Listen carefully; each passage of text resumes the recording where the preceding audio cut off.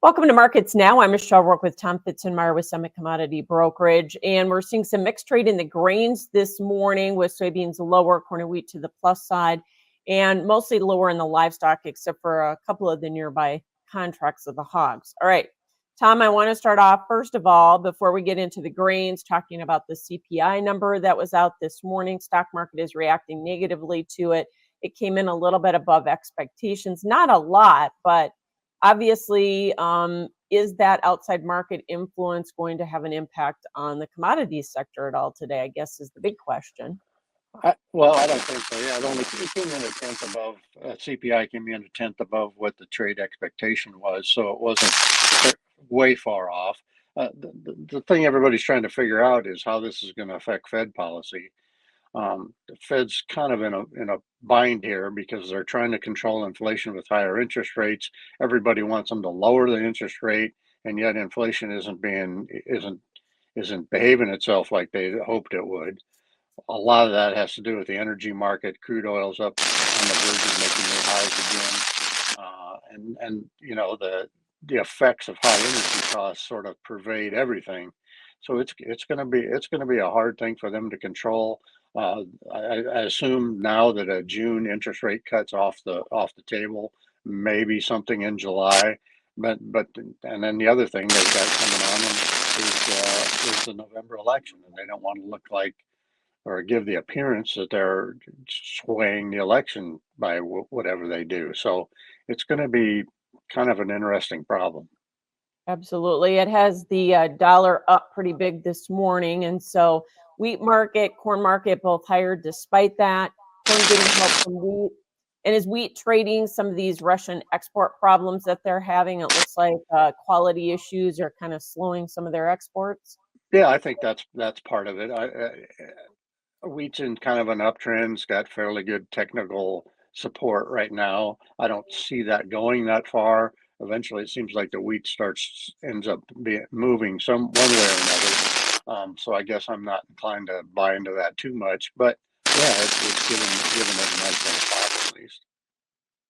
No doubt. Meanwhile, you have the corn market trying to follow wheat, but corn's been pretty range bound here. And we're certainly watching what's going on with Brazil and the second crop safrinha corn. And obviously, they're getting some rain there. So, is there a possibility we'll see some increases in maybe even Conab's number on Brazil corn on Thursday?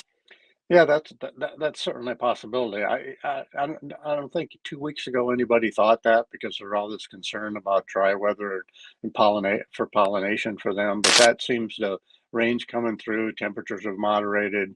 I guess I'm not sure how Conrad's going to interpret that, but the need to cut the size of their crop seems to have gone away a little bit the last couple of weeks. So that may be a bigger issue for when those reports are released tomorrow than actually what the U.S. carryout is.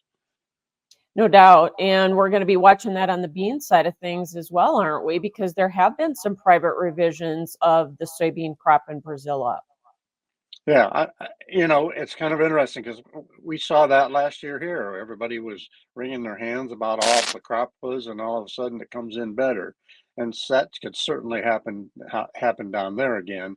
The way the soybean market's acting today, it has to make you think there's maybe some of that being involved because we were higher through most of the night, and then early this morning in the day trade, we kind of went down. Now, like you said, maybe the dollar strength has something to do with that, but I would guess it's a perception that that Brazilian crop maybe not is quite as bad as they thought it was going to be. And we are looking for a slight increase in the U.S. carryout too, so there's not a reason to no reason there to be an aggressive buyer. And it was kind of interesting with the price break yesterday. Funds increased their short position, so they're comfortable staying short and being short, and so it's going to take something to rattle their confidence before we can rally too much. Yeah. And the market has pretty much disregarded the flash sales that we've gotten the last 2 days. Even I know today was new crop, but didn't seem like that's had much of an impact here at all. You mentioned the USDA report. Uh, after we get through with the report, we're really going to go back to trading weather, aren't we? Yeah, I mean, today is the start of the planting season. Today, April 10th, is the day farmers can start planting, and from an insurance standpoint. So that we're gonna. I don't know what the conditions are up there, but around here, I think that everybody's sitting in their shed, spinning the engine, ready to go. I mean, it's ground is dry. Sprayers are starting to run around here a little bit. So there's going to be a lot of corn planted in the next 2 weeks, unless there's some real big change in the weather here. So, but you're right that the weather in the U.S. and the Midwest is going to be front and center from now on, I guess. Yeah. Cattle market started off lower this morning, and we're trying to come off of the lows there, obviously, and some contracts are trying to push higher. But, the recovery rallies that we get in that market, are they going to be sold by the funds every time? Or what do you see the course of trade in that market now with the still trying to get through these bovine influenza cases? We're trying to get through that. We're trying to get reconciled. There's a pretty big spread between the cash market and the futures. Yep. We got to have to get that reconciled. Is cash market going to tend to work lower? Are futures going to work their way up?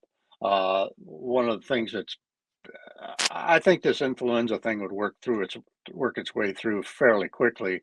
The one thing that's going on that bothers me a little bit is the weights being up, and additional weight on cattle is almost always a problem for the cattle market. So, whereas I think we're going to see a recovery rally, maybe $3, $4, $5 even on the June cattle, for example. I think you're going to run into resistance, and you probably need to start using put options to get a nice floor under yourself on those kind of rallies. Yeah. Hogs are mixed this morning, but we've been hitting new contract highs pretty much all the way down the board. We're due for a correction, you think, or not? Absolutely, hogs are way overbought. I keep expecting any day this is going to be the end of this rally, or at least the end of this particular rally. I don't know that there's a lot more to come either. So I don't know, and that relates back a little bit to the economy. If things soften up, inflation keeps going.